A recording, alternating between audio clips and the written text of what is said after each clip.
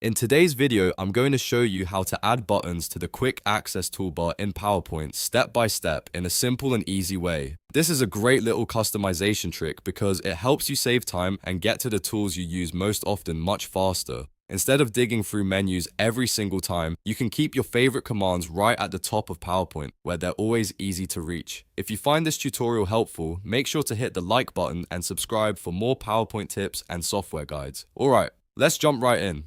First, open PowerPoint and take a look at the top of the window. You'll see the Quick Access Toolbar, which is usually located in the upper left corner. This toolbar is designed to keep your most used commands within easy reach, and the good news is that you can customize it however you want. To begin adding buttons, click the small drop-down arrow on the Quick Access Toolbar.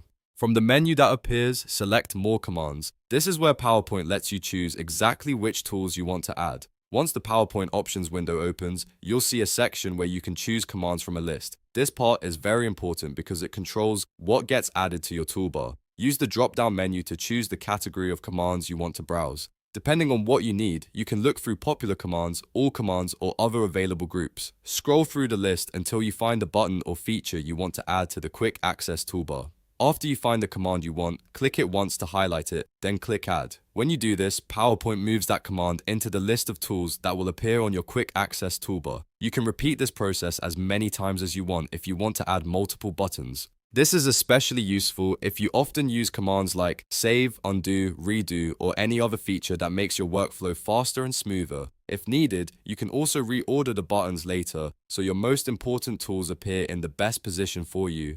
But for this tutorial, the main step is simply choosing the command and clicking Add. Once you're happy with the buttons you've selected, click OK to save your changes. PowerPoint will then apply the new toolbar setup immediately. Now you should see your added buttons right on the Quick Access Toolbar at the top of the PowerPoint window.